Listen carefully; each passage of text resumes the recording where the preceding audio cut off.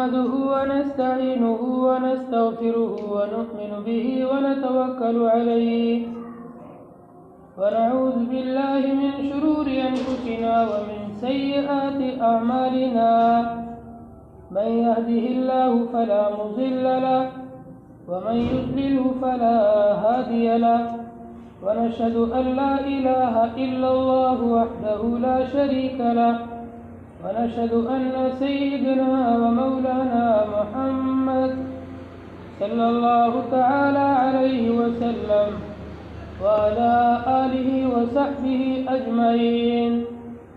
أما بعد، قال الله تبارك وتعالى في كتابه المجيد: أعوذ بالله من الشيطان الرجيم، بسم الله الرحمن الرحيم.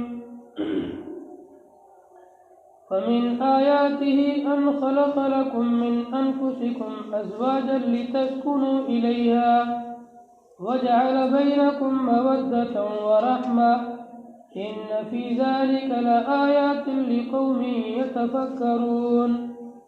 وقال تعالى: ولقد أرسلنا رسلا من قبلك وجعلنا لهم أزواجا.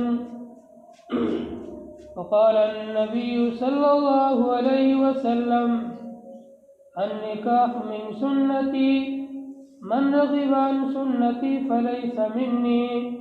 وقال النبي صلى الله عليه وسلم: خيركم من خير لأهله، أو كما قال عليه الصلاة والسلام. رب اشرح لي صدري ويسر لي أمري واحلل عقدة من لساني يفقهوا قولي واجعله وزيرا من أهلي. اللهم صل على محمد وعلى آل محمد كما صليت على إبراهيم وعلى آل إبراهيم إنك حميد مجيد. اللهم بارك على محمد وعلى آل محمد كما باركت على إبراهيم وعلى آل إبراهيم إنك حميد مجيد.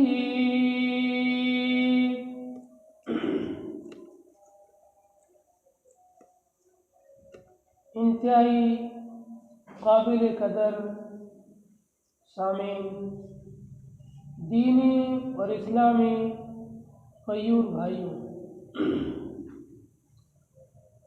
قرآن کریم کی 2 آیات مبارکہ اور ذخیرہ احادیث میں سے 3 حدیثیں پڑھی گئی ہیں۔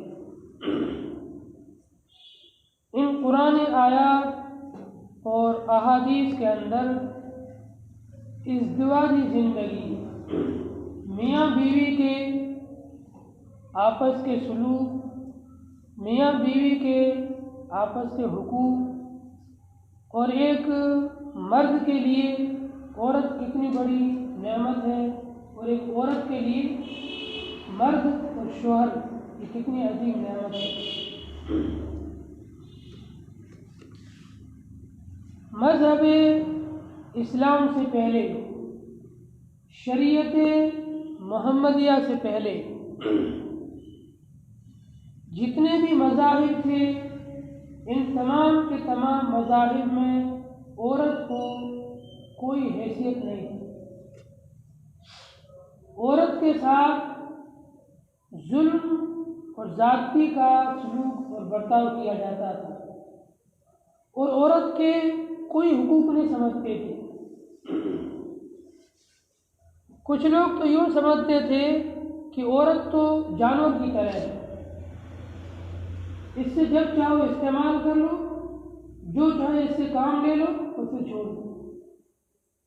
جیسے بکری کو آپ کی ضرورت ہوتی ہے تو اس کو پکڑ کے دودھ نکال دیتے ہیں، پھر روانہ کر دیتے ہیں۔ جب تک گائے دودھ دیتی ہے اس کو پکڑ کے دودھ نکال لیتے ہو، پھر چھوڑ دیتے ہو۔ جب آپ کو کوئی بار برداری کا کام لینا ہو تو اونٹ پر، گدھے پر، گھوڑے پر، کسی جانور پر اپنا کام لے لیتے ہو، پھر اس کو چھوڑ دیتے ہو۔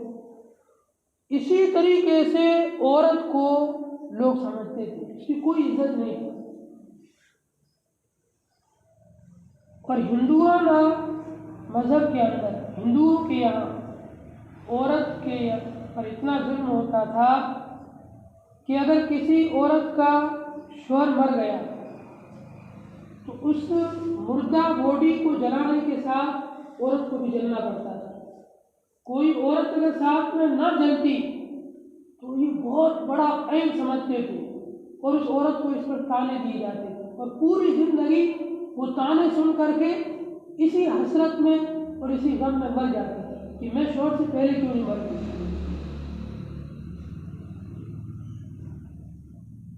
خود عرب کے اندر نبی علیہ الصلوۃ والسلام کی تعلیمات سے پہلے، آپ علیہ الصلوۃ والسلام کو نبوت ملنے سے پہلے، آپ علیہ الصلوۃ والسلام کی شریعت کے آنے سے پہلے لوگ لڑکیوں کو زندہ درگور کرتے تھے۔ کسی کے گھر میں لڑکی پیدا ہوئی، بچی پیدا ہو گئی، اس کو رکھنا گوارا نہیں کرتے تھے، بلکہ اس لڑکی کو گڑھا کھود کر کے ایک زندہ لڑکی کو، زندہ جان کو دفن کر دیتے۔ کیسے بے رحم لوگ! ایک معصوم بچی چیخ رہی ہے، چلا رہی ہے، لیکن ان کے دل پر کوئی رحم کا ایک سایہ بھی نہیں گزر رہا ہے۔ چیختی چلاتی بچی کو وہ زیر زمین ڈال دیا کرتے تھے، دفن کر دیا کرتے تھے۔ ایسے ایسے مظالم عورت کے اوپر ہوا کرتے تھے۔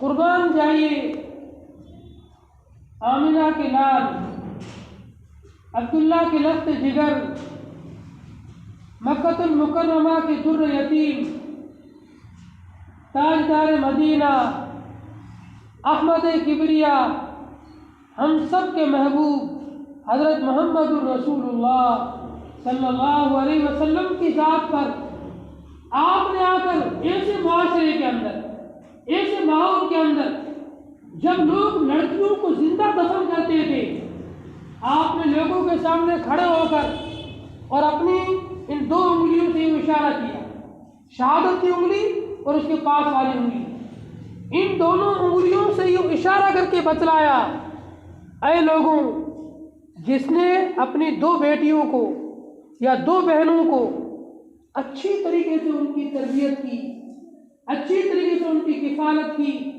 اچھی طریقے سے ان کے ساتھ سلوک کیا، اچھا برتاؤ کیا، یہاں تک کہ وہ جوانی کی عمر کو پہنچ گئی، اچھا رشتہ تلاش کر کے ان کا نکاح کرا دیا، یہ اپنی لڑکیوں کی اچھی تربیت کرنے والا، اپنی بہنوں کی اچھی تربیت کرنے والا جنت میں میرے ساتھ اس طرح ہوگا جس طرح یہ دونوں انگلیاں پاس پاس میں ہیں۔ اس میں اور مجھ میں صرف ایک نبوت کا درجے کا فاصلہ ہوگا، میں نبی ہوں اس لیے تھوڑا اوپر ہوں گا، یہ نبی نہیں ہے اس لیے تھوڑا سا نیچے ہوگا، لیکن جنت میں اتنا مجھ سے قریب ہوگا۔ یہ عورت کو نبی نے آ کر کے اپنے تعلیمات کے ذریعے سے، اسلامی تعلیمات کے ذریعے سے، قرآنی تعلیمات کے ذریعے سے عزت بخشی اور فرمایا جب تک بچی نہ بالغ ہے اس کا پورا خرچ باپ کے ذمے ہے، بھائی کے ذمے ہے، جب اس کا نکاح ہو گیا اس کے بعد اس کا پورا خرچہ اس کے شوہر کے ذمے ہے۔ عورت کو پوری زندگی کمانے کا حکم نہیں ہے کہ یہ بھی مردوں کی طرح باہر جا کر کے محنت مشقت کرتی پھرے، اس کو تو گھر کی ملکہ بن کر رہنا ہے، گھر کی رانی بن کر رہنا ہے، گھر میں یہ بالکل رانی اور بادشاہ اور ملکہ کی طرح رہے گی۔ اسی لیے اسلام کے اندر عورت کی بڑی فضیلت ہے۔ عورت اگر ماں ہے، حدیث میں نبی نے فرمایا ماں کے قدموں تلے جنت ہے۔ اولاد کو چاہیے اپنی ماں کا اتنا احترام کریں جتنا وہ جنت کا احترام کرتے ہیں۔ جنت کو پانے کے لیے جتنی محنت کرتے ہیں اتنی محنت وہ ماں کو راضی کرنے کے لیے کریں۔ رضا ربی فی رضا الوالد وسخط الربی فی سخط الوالد۔ ماں باپ کی خوشی میں اللہ کی خوشی ہے، ماں باپ کی ناراضگی میں اللہ کی ناراضگی ہے۔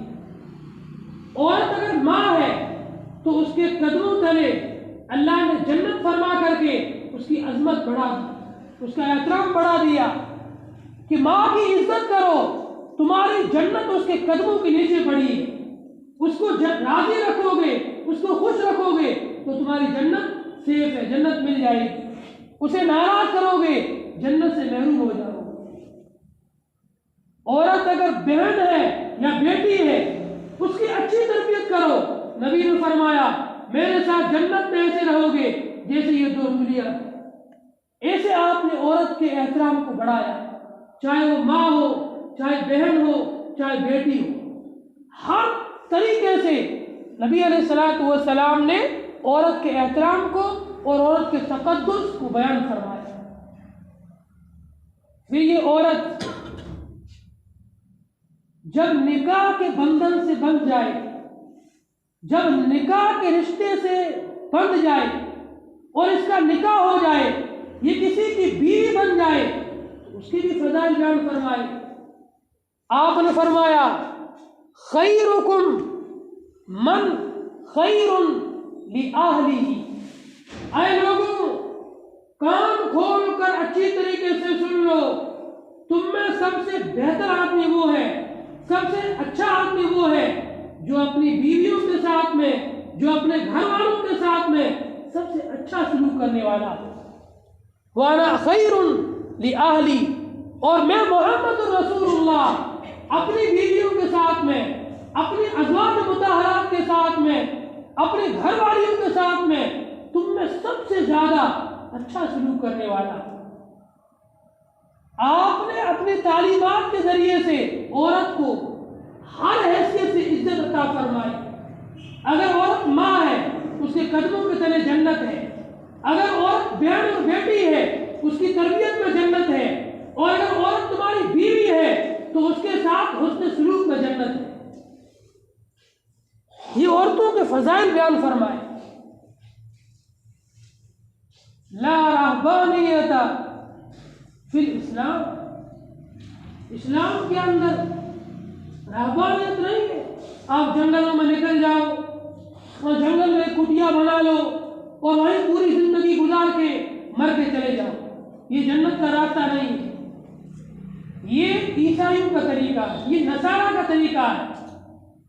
عیسائیوں کے یہاں، نصارہ کے یہاں عورت کو منحوس سمجھتے تھے اور وہ سمجھتے تھے کہ عورت سے تعلق رکھنا یہ جنت کے بیچ میں آڑ ہے۔ عورت تمہاری بیٹی ہے، عورت تمہاری ماں ہے، عورت تمہاری بہن ہے، عورت تمہاری بیوی ہے۔ جب تک تمہارا عورت سے تعلق ہے تو عیسائیوں کے عقیدے کے مطابق یہ تمہیں جنت میں نہیں جانے دے گی، یہ جنت پر رکاوٹ اور آڑ بن جائے گی۔ اس لیے عیسائیوں کے یہاں رہبانیت سب سے بڑی عبادت تھی۔ سب چیزوں کو چھوڑ چھاڑ کر کے جنگل میں نکل جاؤ اور تنہائی کے اندر بغیر شادی کے، بغیر کسی کے تعلق رکھے ہوئے، اکیلی کسی غار کی خوہ کے اندر بیٹھ کر کے، کسی گفا میں بیٹھ کر کے، کسی پہاڑ کے اندر جو خوہ ہوتی ہے اس میں بیٹھ کر کے وہاں زندگی گزار کے مر کے چلے جاؤ تو تم جنت پا جاؤ۔ اسلام نے اسے منع فرمایا۔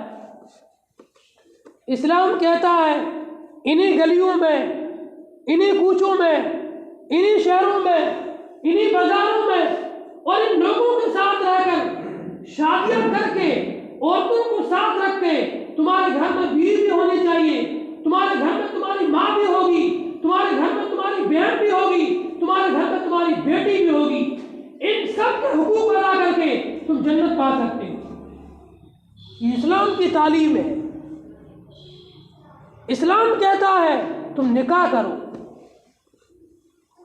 النکاح من سنتی من رغب عن سنتی فلیس منی۔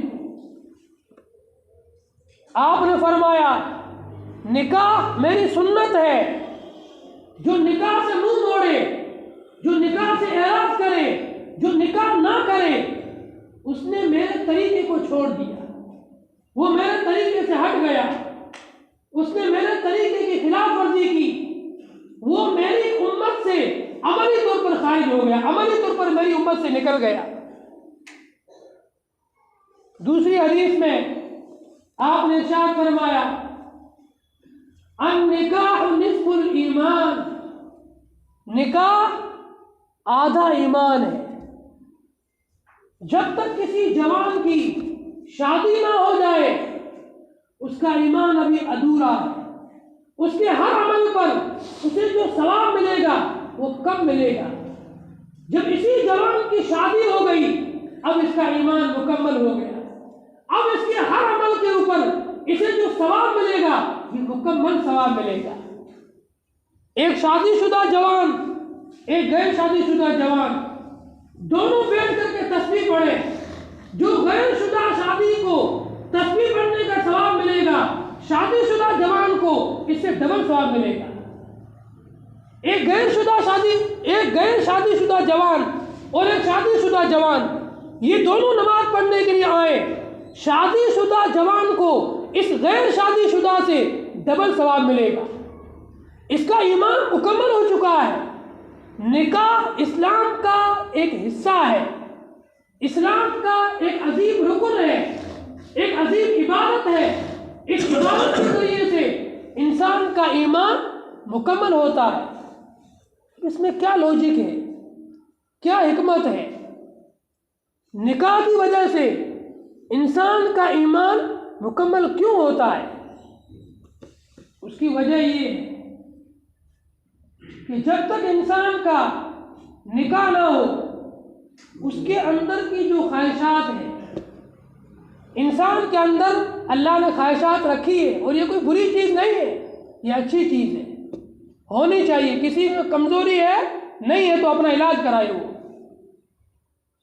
یہ اللہ کی دی ہوئی ایک عظیم نعمت ہے، خواہشات کا ہونا اور اس کے اندر اس قوت اور پاور کا ہونا۔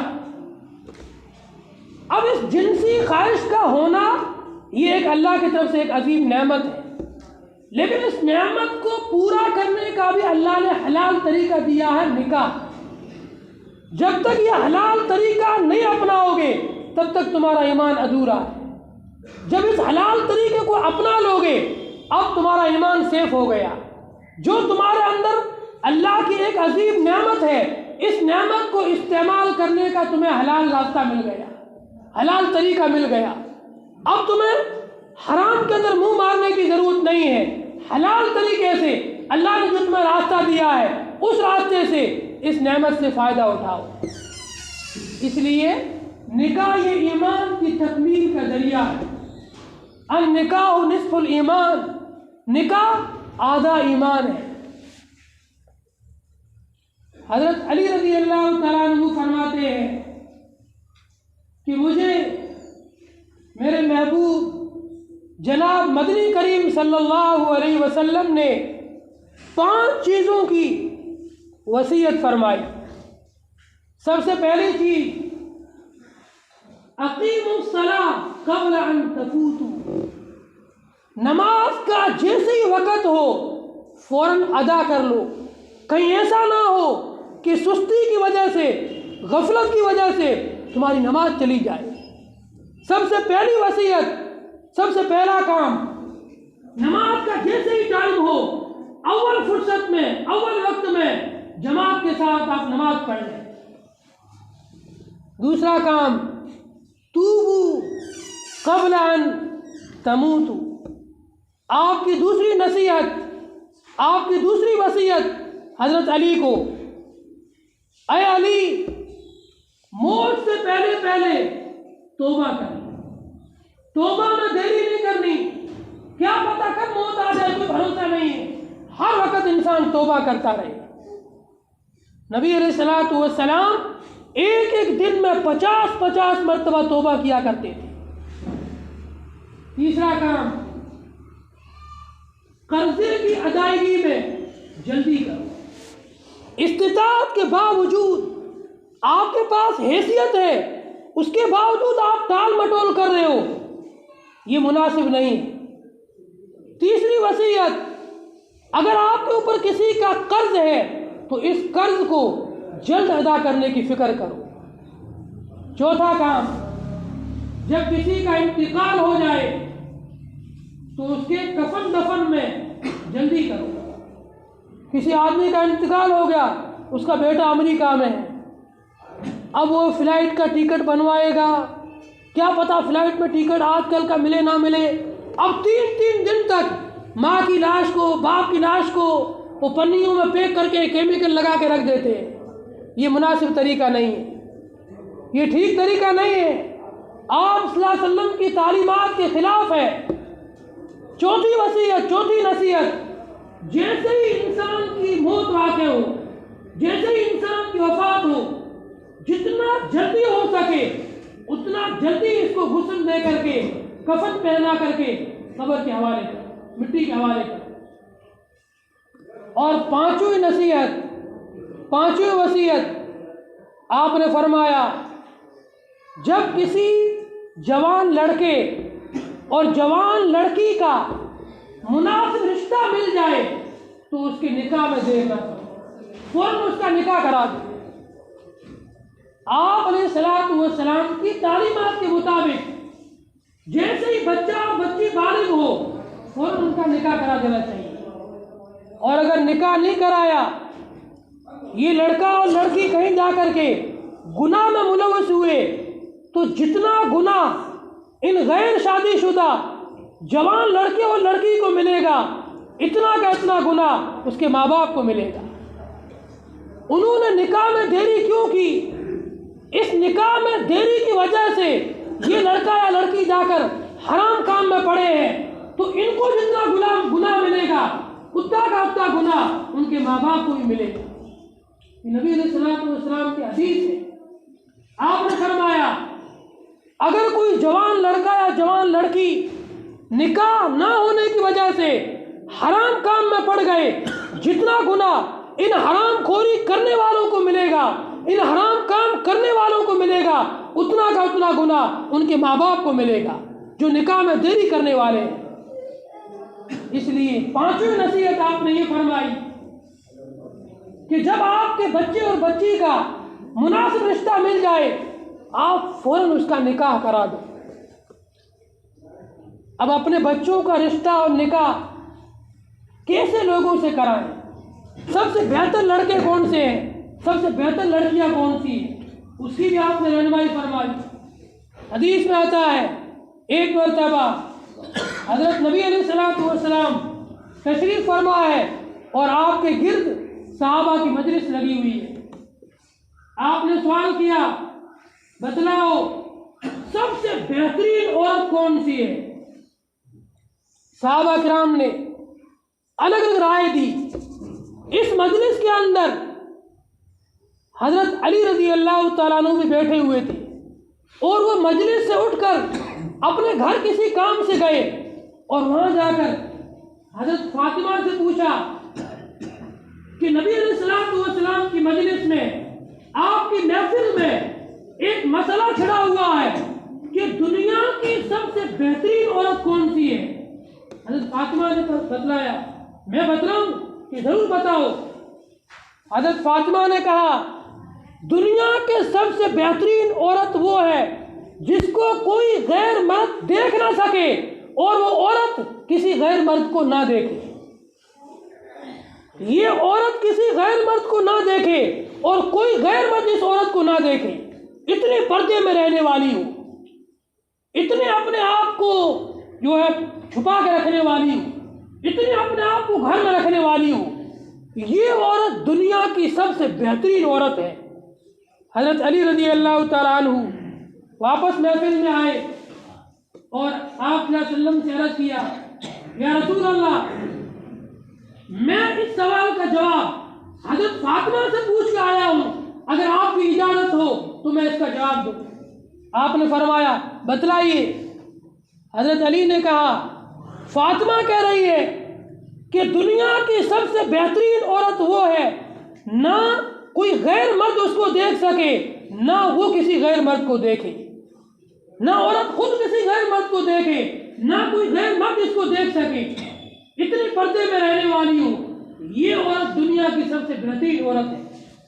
آپ نے فرمایا الفاطمۃ بضعۃ منی، فاطمہ تو میرے جگر کا ٹکڑا ہے، فاطمہ تو میرے بدن کا ایک حصہ ہے، فاطمہ تو میرے جگر کا ٹکڑا ہے۔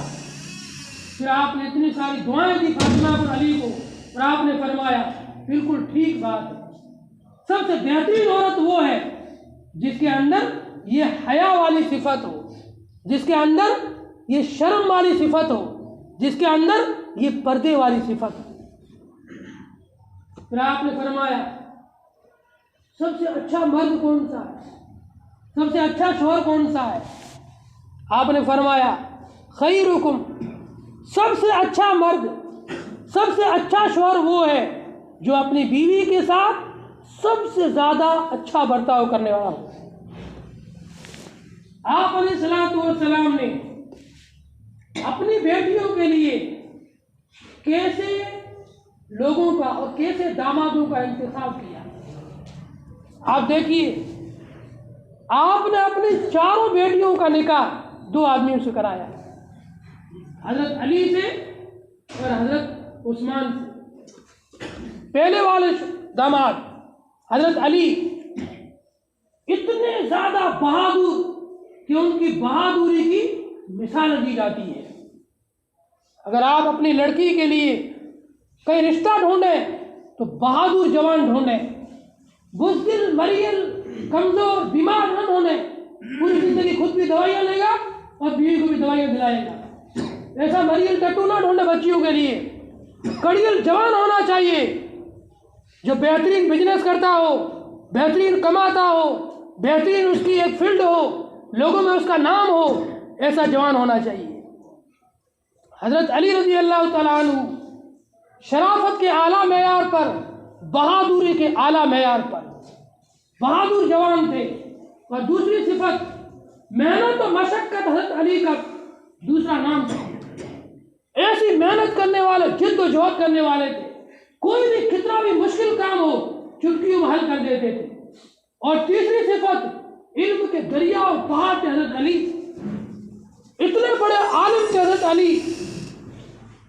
آپ نے فرمایا انا خزینۃ العلم وعلی بابها، یہ حدیث ہے یا علماء کا مقولہ ہے؟ حدیث نہیں، علماء کا مقولہ ہے کہ میں علم کا خزانہ ہوں، علی علم کا دروازہ ہے۔ علی جب کھلتے ہیں تو علم کے اندر سے سوتے پھوٹتے ہیں، علم کی نہریں چلتی ہیں۔ ایسا علی کے پاس علم تھا، یہ صفات تھی حضرت علی کے اندر۔ نبی نے اپنی بیٹیوں کے نکاح کے لیے ایسے لوگوں کا انتخاب کیا جن میں یہ صفات تھی۔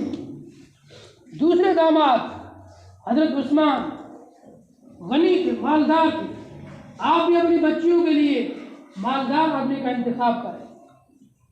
دوسری صفت ان کے اندر حیا کی صفت، بہت زیادہ باحیا تھے، اتنے باحیا تھے کہ فرشتے بھی حضرت عثمان غنی سے حیا کرتے تھے، ایسے باحیا۔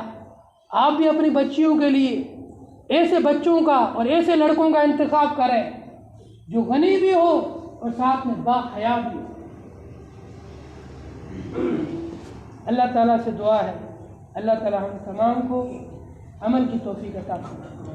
جن لوگوں کی سنت ہے باقی سنتیں پڑھ لو، باہر والے اندر آ جاؤ، اگلی صفوں کو پر کریے۔